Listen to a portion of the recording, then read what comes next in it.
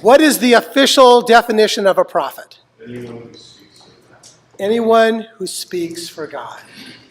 And anyone can be a prophet. Now, I had a mentor who once told me something, and I think she was quite wise. She said there are lots of people out there who claim to speak for God, claim to be prophets. But you're only a prophet if you're right.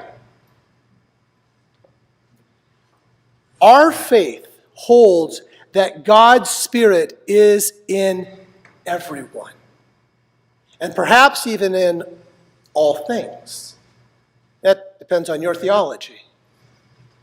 A truly inspired prophet imagines what the world could be.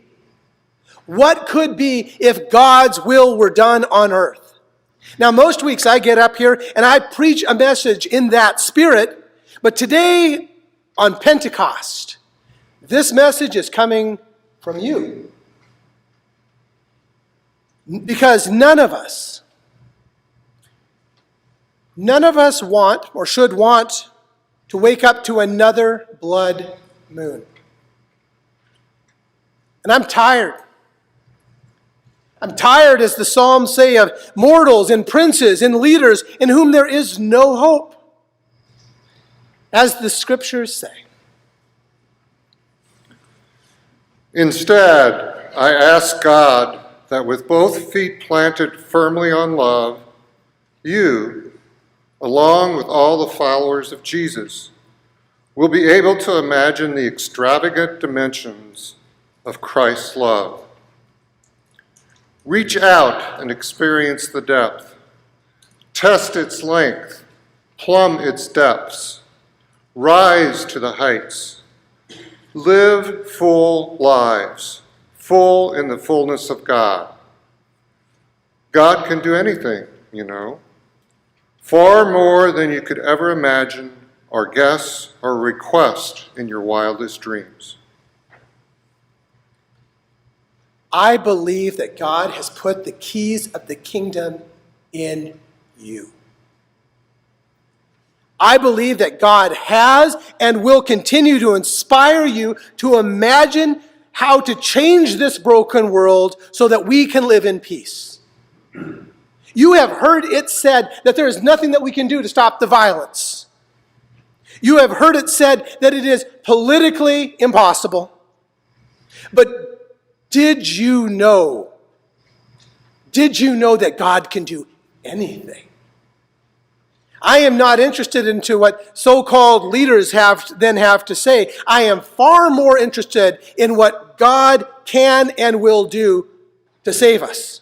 And that starts with you. God works through people. And before we can live that dream, that vision, we have to dream it. We have to imagine the people of God living with feet firmly planted in love.